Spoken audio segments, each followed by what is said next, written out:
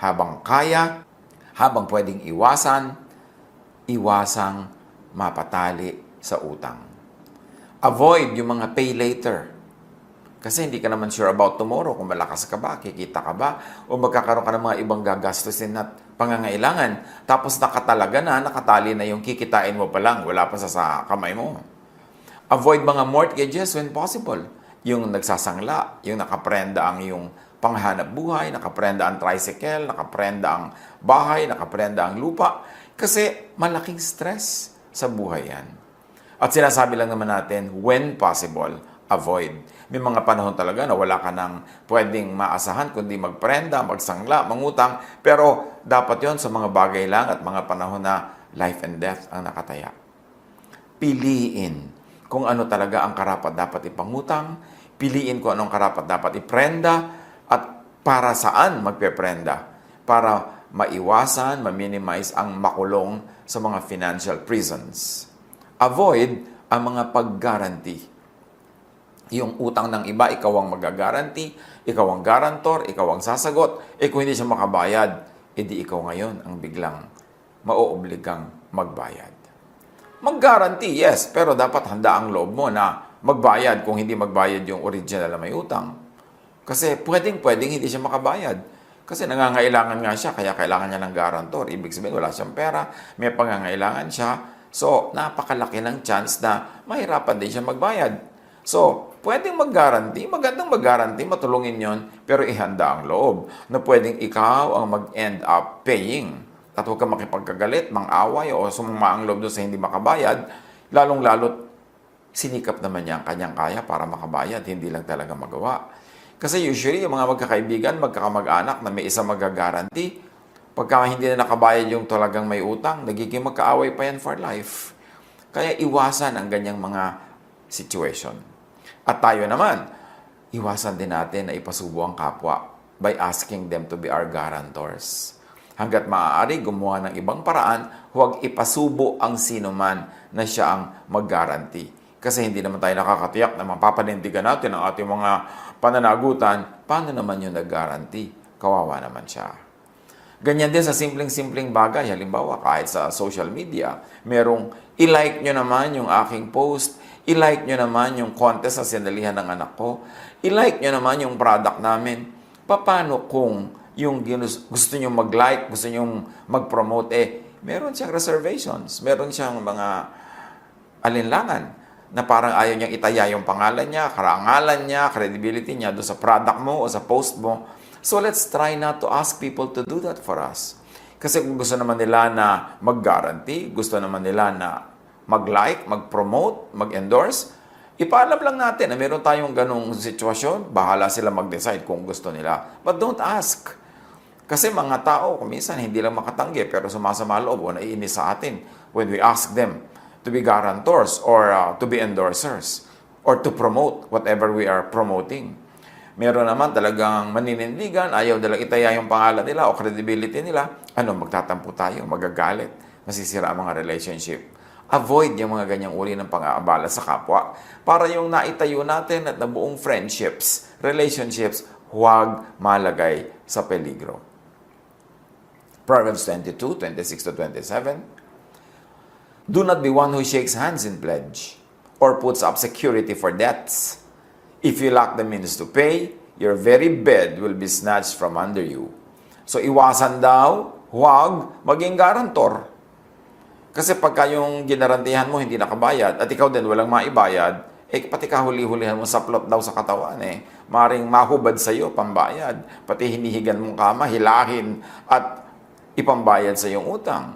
Your very body, your very freedom will be snatched from under you if you have to pay for someone else's debt. So, may mga tao dahil sila ay nag-guarantee o dahil sila yung nangutang, tali sa employment, sa employer o sa work. Very, very recently, I have been communicating with someone na talaga namang ako'y nakikiramay at nakikiisa sa kanilang hirap na dinadala. Siya ay nagtatrabaho abroad, meron siyang very close family relation na merong malubhang-malubhang sakit, gustong-gusto niyang alagaan, hindi niya magawa. Bakit? Kasi marami silang utang. nakatali siya sa utang na kailangan nilang bayaran, ibigin naman niyang umuwi para mag-alaga ng mahal sa buhay na malubha ang kalagayan, hindi niya magawa. Hating-hati ang loob niya, ang lungkot-lungkot niya, natural, stress na stress. Kasi meron silang pinasok na bayarin. Hindi naman natin sinisisi na may pinasok silang bayarin. Hindi natin alam kung bakit kailangan nilang gawin yun. Pero dahil doon, yun ang point ko, hindi ka malaya. Hindi sa iyo ang oras mo. Hindi sa iyo ang katawan mo. Dahil kailangan mong ibayad sa pagtatrabaho, ang iyong oras, ang iyong labor, ang iyong skill, at yung very physical presence. Kaya, nagiging kulungan ang financial liability. Nawawalan ka ng kalayaan. Na gusto naman ng Diyos na dapat ay tinatamasa natin. But because of natural law, and because of what we do, because of cause and effect, lahat ng ginagawa natin may consequence. At kung minsan yung kalayaan natin ang natataya, yun ang nawawala, yun ang naiilit dahil tayo ay may utang. At tayo naman, tulad nga ng binanggit natin, be considerate. Try to not enlist guarantors. Try to not borrow from people. Siyempre, mga tao, nagsikap yan para makapag-save. O nagsasave sila dahil may pinaglalaanan, may plano, may gustong gawin. O kung wala man, gusto lang nila may saving sila para meron silang peace of mind. Tapos uutangin natin, hihiramin natin, gagawin natin silang guarantor. Tapos sila pa ang magbabayad. There is someone I know, a very, very good person, na nag-guarantee siya ng mga loan ng mga people who were also very, very good friends. Mga mabubuting kapitbahay. Pero ano nangyari? Namatay ang taong ito na guarantor na merong face value, meron siyang character loan na pwedeng gawin nung araw, may mga ganyan. Anong ginawa nung original ng utang? Hindi siya nakabayad. Hindi ko alam kung hindi siya nakabayad o hindi siya nagbayad, pero ang ending, yung naiwang mga tagapagmana nitong namatay, na konting-konti lang naman ang minana, they ended up selling some of their properties, real estate, para bayaran yung utang na ginaranti nung namatay na kapamilya nila. Imbes may mamana sila, nawala pa. At sino ngayon ang nakinabang doon? Hindi siyempre yung umutang na hindi nagbayad kasi hindi naman siya yung siningil dahil yung guarantor ang siningil. At sa ating mga kamag-anak, sa mga miyembro ng pamilya, yung mga tinatawag na dependents, help your breadwinner to not get into debt. Tulungan nyo na huwag siyang kailangang mangutang sa pamamagitan ng kung ang iyong breadwinner ay nag-iisa lang. Ang mga members ng family, dapat umimbento ng paraan para kumita.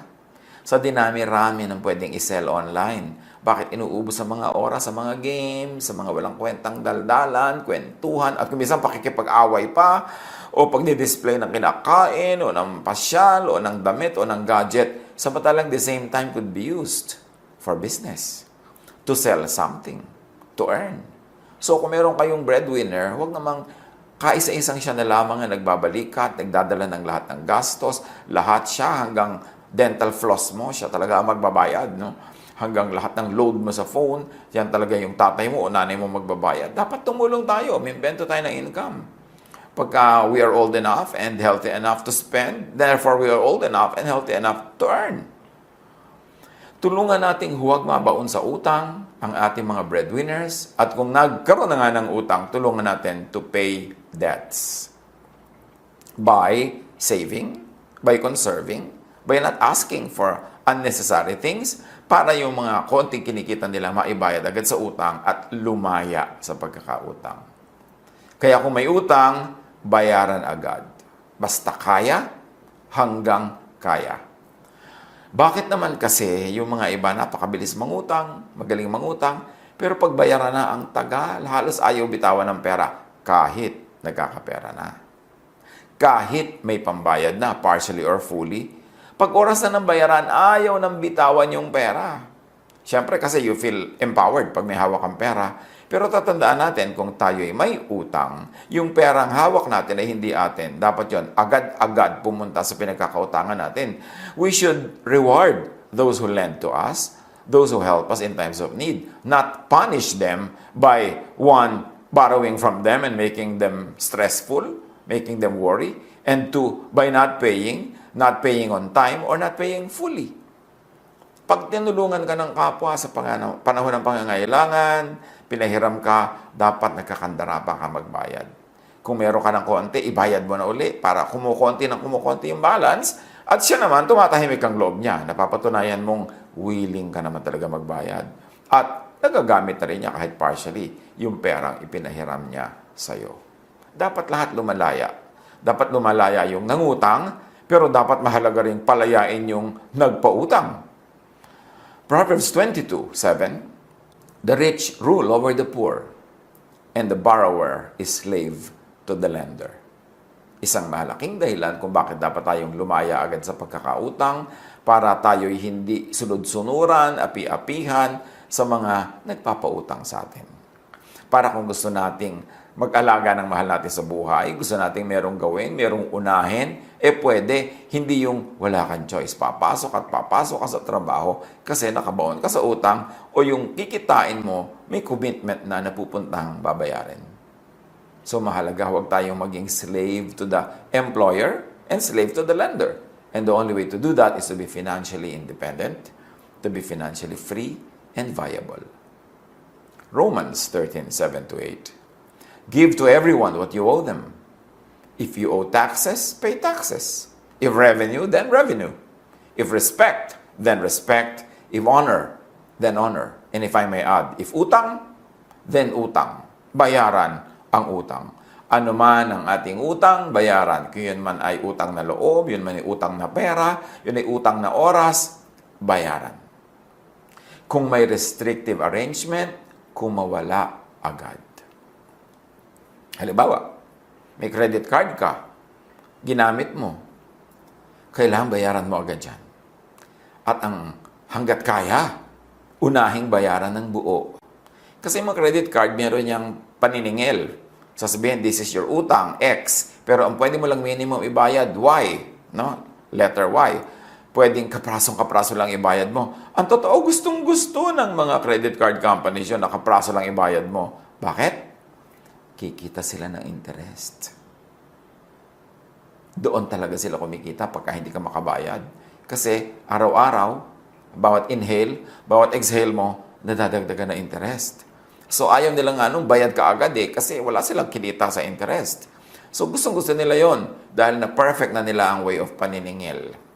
Kaya siguradong in the end sila magwawagi. Kaya kailangan bayaran mo na lang agad. Yung iba may pambayad naman sana pero yung minimum lang ang babayaran. Yun na naman pera nila, gagamitin nila sa iba. Pero tatandaan nyo mga kapatid, pag may utang, bayaran agad. Habang kaya, bayaran ng buo para hindi ka magbayad ng interest. Yung kasing interest lang, pambayad mo na sa kuryente yan, o pambayad mo na sa tubig, o pambili mo na ng bigas, sayang. Proverbs 6:1-5. My son, if you have put up security for your neighbor, if you have shaken hands in pledge for a stranger, you have been trapped by what you said and snared by the words of your mouth. Pagka daw naging guarantor ka, kinulong mo ang iyong sarili. Yung iyong puwirma, yung iyong salita, naging kulungan mo yon. Kasi ikaw ang magbabayad pag hindi niya yan nabayaran. So ano daw ang gagawin mo? Kung biglang nag-guarantee ka pala, lalo kung sa stranger, hindi mo naman talaga kaano-ano o hindi naman super close sa'yo, ang laki-laki ng risk mo, sabi ng Proverbs, do this, my son, to free yourself.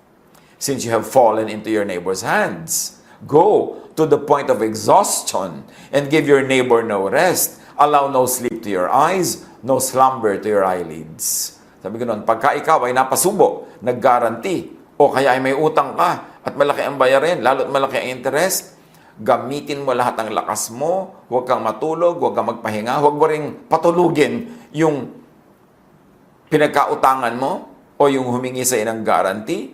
Sabi ko noon, huwag kang magpahinga. Kailangang kumawala ka agad. Free yourself like a gazelle from the hand of a hunter, like a bird from the snare of a fowler.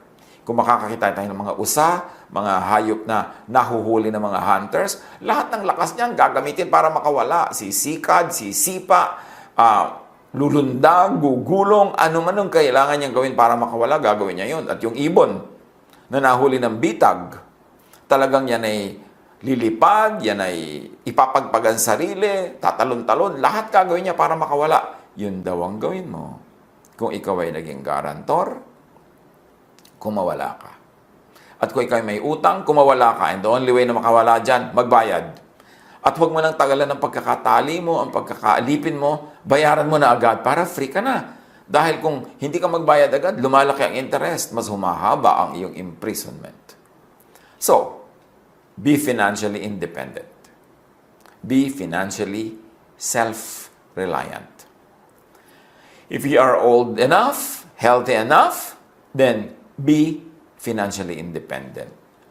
Hindi maganda yung word na dependent. Ang dami-dami mga tao, dependent po kami. Dependent po kami. Can you imagine yung word na dependent? Ibig sabihin, umaasa ka. So, di ba nila kay super bata, super tanda, or super may sakit o mahina? Do not be a dependent. Gumawa ka ng paraan para ka kumita. Makatulong ka pa nga para self-reliant ka. Hindi ka slave. Hindi ka anino. Hindi ka bihag ng sinuman. At paano nagiging ganyan? Sabi ng Ecclesiastes 11:6, paano nagiging reliant? Sow your seed in the morning. And at evening, let your hands not be idle. For you do not know which will succeed, whether this or that, or whether both will do equally well. Magtanim ka daw sa umaga, at sa hapon, sa gabi, humuha ka pa ng ibang magagawa, ibang trabaho, ibang business. Kasi, hindi mo naman alam kung alin sa mga ginagawa mo ang magbubunga ng marami, alin ang tutubo, alin ang magdadala ng income. So, gawin mo ang mas marami pang ibang options. Dagdagan mo yung ginagawa. Do not put all of your eggs in one basket. Huwag umasa sa isa lang trabaho. Buong pamilya, huwag umasa lang sa isang nagtatrabaho para lahat kayo mas secure ang footing. Kung lahat ng isang buong pamilya umaasa lang sa isang nagtatrabaho, paano wag naman kung sumakabilang buhay bigla yung nagtatrabaho na yon? O nagkaroon ng malubhang karamdaman, o nabaldado, di lahat kayo gutom. Kailangan nagkakatulungan. Para mga daliri sa kamay yan, iba ang function ng hintuturo, ng hinlalaki, ng hinliliit. Iba-iba ang mga functions. Kasi, ganun din dapat ang pamilya, nagkakatulungan. At ang kailangan ng mga tao, aware sila na huwag maging dependent unless too young, too old, or too sick. Kumita, gumawa ng paraan. At kung walang pagkakakitaan, o kaya ay full-time nag-aaral, etc., at least magtipid. Huwag kami imbento ng mga gastos at iiwas ang sarili sa mga activities na pwede kang ending, ma-aksidente ka, ma-hospital ka, maghirap kayo kapapagamot sa'yo. Kailangan ayusin ang buhay para konti lang ang chances na papasok kayo sa isang financial horror. Magtulungan. Kahit nga mga nag-aaral, kung gusto mo talagang kumita, pwede kang magtinda sa iyong mga classmates. Ang dami-dami pwedeng itinda kung gusto mo talagang magtinda. Ang dami-dami ng oras para sa social media. Bakit hindi pagkakitaan kahit ba lang half of that time? Better kung 3/4. Huwag mo namang ubusin yung mga libangan mo o gusto mong gawin. Pero ang tanong, nag-ubus ka ng ilang oras sa social media, may kinita ka ba? May natutunan ka ba that will lead to earning? Dapat importanteng iniisip yung mga ganyan. Tulad ng Proverbs 31:17-18, describing a most ideal wife and mother. She sets about her work vigorously. Her arms are strong for her tasks. She sees that her trading is profitable, and her lamp does not go out at night. Malalakas daw ang mga bisig niya para magtrabaho. At tinitiyak niya na lahat ng mga negosyo niya kumikita, may tubo, at hindi daw siya nauubusan ng langis sa gabi. Ang mga ilaw niya hindi biglang namamatay na lamang dahil wala silang langis. Dahil well provided for ang kanyang household, may mga supplies, may mga stock. Ganun dapat tayo, hindi lang yung nanay, hindi lang yung wife, lahat ng members ng family. Proverbs 28:19, those who work their hands will have abundant food, but those who chase fantasies will have their fill of poverty. So isa pa yan, na paraan para hindi tayo magutom, hindi tayo mangutang, o sumobra pa ng ating income. Sabi ko na, those who work their land will have abundant food. Meron akong isang na-realize, napakarami mga tao nagtatrabaho sa city, specifically sa Metro Manila, at marahil sa iba pa mga big cities of our country, nagtitiis sila sa halos very miserable living conditions, sa anliliit na sweldo, long hours. Tapos malalaman mo, ang dami nilang lupa sa probinsya. May mga lupain silang nakatiwangwang. May mga bungang kahoy silang nalalaglag sa lupa at nabubulok doon, hindi nakokolekt. Marami silang pwedeng pagkakitaan doon, pero hindi sila na namamalagi. Nagsisiksik sila sa mga cities na sayang ang mga assets nila. Siyempre, marami silang dahilan. Yung, ay, mahirap magbenta, ay, ganito, ay, ganun. Pero ang point is, sabi sa Bible, those who work their land will have abundant food. At siyempre, hindi lang land yan. May equivalent na yan. Those who work their capital. Those who work whatever. Ang pagkakakitaan nila, asset na binigay sa kanila ng Diyos, magkakaroon sila ng maraming pagkain. Dapat lumagay tayo sa lugar. Be financially abundant. Diba? Una, be financially free, wala kang utang. Then, be financially independent. Tapos, palampasin mo pa doon, be financially abundant. Yung meron kang kinikita na lampas pa sa yung personal na pangangailangan. And the way to abundance, produce surplus. Kumita ka ng higit sa iyong pangangailangan, magtanim ka ng higit sa iyong kailangan, anihin at kainin, para may sobra-sobra. Proverbs 30:22, a good person lives an inheritance for their children's children.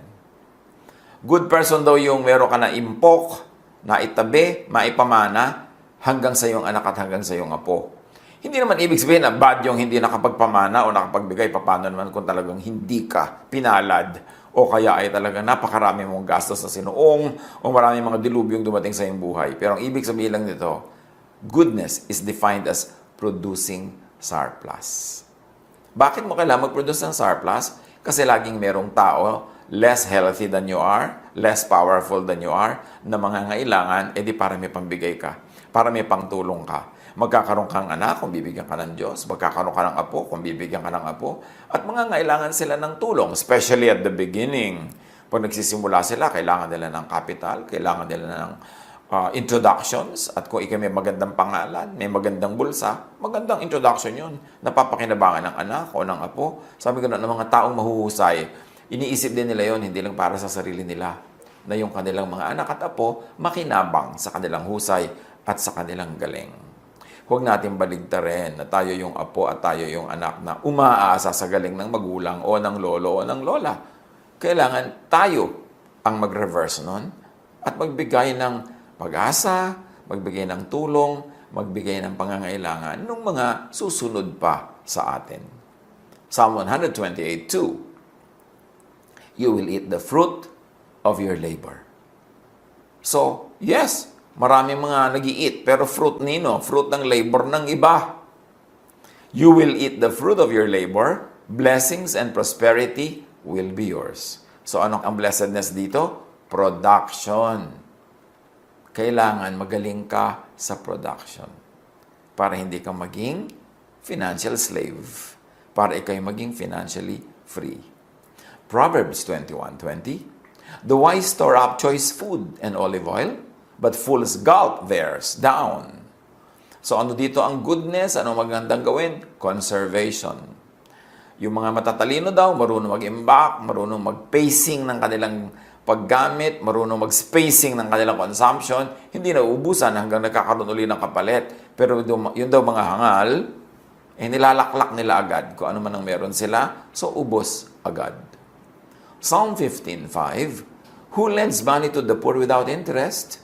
Who does not accept a bribe against the innocent? Whoever does these things will never be shaken. Pagka daw ikaw ay nagpapautang sa nangangailangan nang hindi mo pinapatawan ng interest, ibig sabihin hindi ka nagsasamantala sa pangangailangan ng kapwa, lalo kung mapera ka naman, aanin mo pa yung interest. At kung ikaw daw ay hindi tumatanggap ng suhol laban sa kaso ng mga walang sala, ang mga gumagawa niyan ay magiging matatag, di sila matitinag.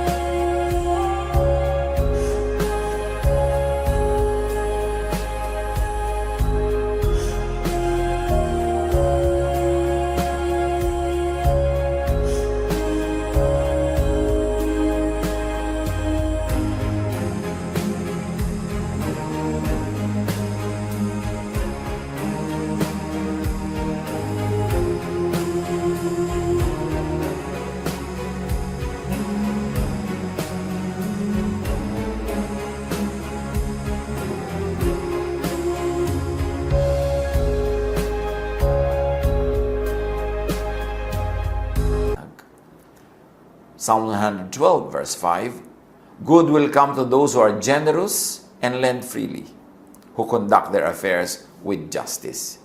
In other words, ano ang paraan dito para maging financially free? Di ba yung una, production, and then conservation. Ngayon, goodness, kindness to the needy. Meron din siyang ginagawang mabuti sa'yo, nagiging productive ka, nabe-bless ka, you become financially free and independent. Why? Because everything we do in the universe has consequences. At ang mga ginagawa nating mabuti ay may bunga. Lalo kabutihan sa mga kawawa, sa mga kapuspalad, at sa mga maralita. Sabi ng Ecclesiastes 7:12, money is a shelter.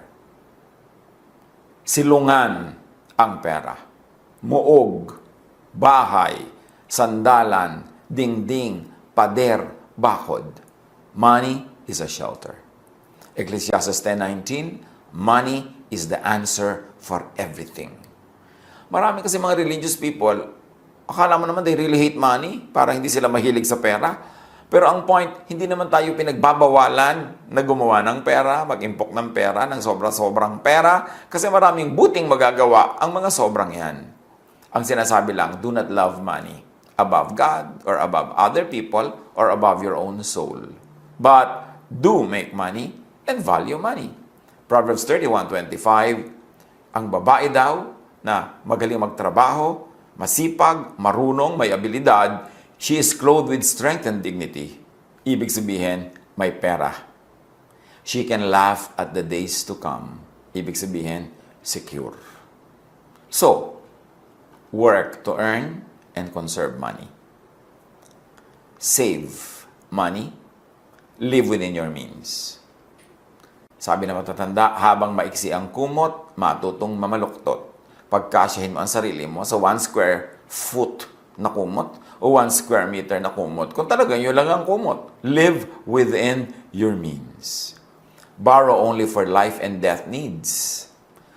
Don't borrow money para mag-party, para bumili ng bagong damit, para bumili ng bagong gadget, lalo't hindi naman panghanap buhay yung gadget. Don't borrow money for mga reparations and mga improvement ng bahay na hindi naman necessary. Hindi naman dahil tumutulo yung bubong o lumulubog ka sa baha o nakikita ka na ng neighbor dahil wala kang dingding. Piliin ang mga paraan kung kailan lang talaga kailangan manghiram. Kasi nga, the borrower is a slave to the lender. At kung tayo naman ang may resources, tayo yung nilalapitan at kaya naman natin, lend freely. Huwag na tayo mag-charge ng interest hanggat maaari. Bakit? Kaya nga nanghihiram yung mga tao dahil gipit. Tapos papatawan mo pa ng sobrang interest. E di para man rin silang sinakal. Pinayagan mo lang huminga sila sandali pero sasakalin mo na naman uli sa yung sobrang interest. At yung mga may utang, nangutang, pay soonest. Be responsible. Tinulungan ka ng tao umutang sa'yo.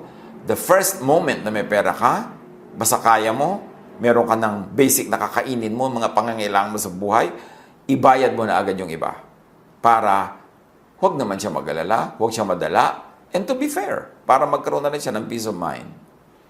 And pay cash completely. Pagka meron kang utang, lalo credit card, cash mo bayaran. Ibig sabihin yung buo, hindi kulang, hindi installment, basta kaya mo. Or save first. Importante. Pagka meron kang gustong bilhin, mas maganda sana hindi yung installment kasi meron yung financing. May interest yun. Kung kaya mo naman magtiis, maghintay-hintay, mag-save ka muna pag nabuo mo na yung pera at saka ka bumili ng bibilin mo, mas mura pag cash kaysa sa installment. Lalo kung hindi ka makabayad sa installment, nagkakaroon pa yan ng interest. Avoid paying interests. Sayang yung pera. Pangkain mo na, pambili mo na ng kailangan, napunta pa sa interest. And pay hulugan only when you are ready na ma-forfeit ang inihuhulog. Halimbawa, kukuha ka ng hulugan, tapos kumisan may mga balloon payments yan sa dulo, pumasok ka lang sa ganyang arrangement kung handa kang pagdating nung dulo na wala kang pang balloon payment, mawala yung hinulog mo, ma-forfeit at hindi na matutuloy ang bilihan. Pero kung everything yung ihuhulog mo, tapos hindi ka sure doon sa malaking balloon payment sa dulo, paano kung wala kang ganung pera pagdating ng singilan? Mababaliwala, mareremata yung napakalaking portion ang ibinayad mo. Magka-refund ka man, ang liit. Ganyan sa mga kondo, ganyan sa mga lupa, ganyan sa mga hulugan na binibili. Hulog ka ng hulog, pero doon sa dulo na balloon payment na ang laki, pagka hindi mo mabayaran yon, halos walang naibabalik sa'yo. So, okay, kung gusto mo talagang magbayad ng hulugan dahil wala ka naman pang cash at gusto mo na ma-enjoy yung bagay na yon, maging willing ka lang na mawala yan sa dulo pag hindi mo kayang bayaran yung balloon payment, yung last trench ng bayaran. Pag handa ang loob mo doon, edi hindi masyadong sasama ang loob mo, mawala man yon. At kung ikaw naman yung nagpapahulog, kung kaya mo naman, hindi mo naman ikakagutom o ikakamatay, huwag mang forfeit. Huwag mang ilit, huwag mang remata. Yung nagsangla na nga yung tao sa'yo ng mahalagang bagay. Kung motorsiklo yon o tricycle, panghanap buhay, sinangla sa'yo, tapos hindi makabayad, ifo-forfeit mo pa, edi lalo na siyang nawala ng hanap buhay. Hindi na siya makaka-recover. So kung binebless ka naman ng Panginoon, na pwede ka namang magpalampas na lang muna o maghintay na lang uli ng payment, huwag mo na sanang ilitin o rematahin, lalo kung panghanap buhay. Para yung kapwa natin makarecover. Yan ang ibig ng Panginoon sa ating buhay. Maging mabait, maging mabuti. Yan ang high religion. Yan ang mga best theologies. Kasi yung mga anong pinag-aaway-awayan ng mga theologians, tapos hindi naman sila mabait sa kapwa. What's the point? So be free. Especially at times, you need the most to be free. Kung kailangan mo ng oras mo para magmahal, para mag-alaga, nawa free ka. Hindi ka nakatali sa trabaho. Hindi ka nakakulong. Kasi wala kang utang, wala kang pananagutan, at meron ka naman kahit konting na-save. So, kailangan mong huwag magtrabaho, huwag pumasok, ay magagawa mo para gawin mo kung ano yung pinakakailangan at pinakagusto mong gawin sa oras na yun. Siyempre, may mga mag-iisip at magsasabing easier said than done, yung mga sinasabi natin na yan. Pero anong gusto nyo ipayo ko sa inyo? Sige, mangutang kayo. Sige, magpakalubog kayo sa utang. Sige, manuba kayo. Siyempre, ipapayo natin yung nakaayon sa mga katuruan ni Jesus. Mga nababasa nating magagandang katuruan sa Biblia na pag sinala mo sa Jesus filter, pasado, so pwede nating i-apply in all times, in all places, in all situations. At yan ang pinakamabuting gawin. Reviewin natin na ganito mga aral. Maraming mga tao, they get into cycles of debts because of their habits. Ang hilig lang talaga mangutang kahit hindi kailangan. Tapos ang hilig hindi magbayad. Tapos buhol-buhol ang utang. Tapos, somebody has to pay. Sila o mahal nila sa buhay. Pag-isip-isipan natin yan. Marami tayong ginagawa. Bunga rin ang mga itinanim natin kahapon, last week, last month, last year, 10 years ago. Kasi ang itinanim, inaani. Kung patuloy tayo nagdarahop, meron tayong itinatanim na ang ani, karalitaan. Palitan natin ang tanim. Palitan natin ang ating paraan ng pag-iisip at pamumuhay para mapalitan ang ating buhay. Kung meron kang gustong baguhin sa iyong buhay, dapat may baguhin ka sa iyong pag-iisip. Kasi ang buhay natin ay bunga lang na kung paano tayo mag-isip. Kaya sabi sa Romans 12:2, be changed by the renewing of your mind, so that you will be able to prove the perfect will of God. In so many words, that's what it is saying. So, kung meron tayong gustong magbago sa ating buhay, magbago tayo ng pag-iisip, ng ugali, ng asal at habits. Kung gusto nating mabago, makatakas tayo sa kahirapan, palitan natin ang mga habits that keep us poor or make us poor. Pag-aralan, pagbulay-bulayan, at nawa, umasenso kayo mga pamangkin, mga mahal ko mga pamangkin, kumita kayo ng higit sa inyong pangangailangan, mag-umapaw ang inyong mga pera, at mag-umapaw ang inyong mga charities, ang inyong mga good work, social work, maging sa mga hindi kakilala, at lalong-lalo na sa inyong mga immediate families. Pagpalain tayo, mayaman ang ating Diyos, marami siyang kayamanan gusto ibigay sa atin, pag-aralan natin kung paano hinuhukay, binubungkal, itinatanim, para anihin.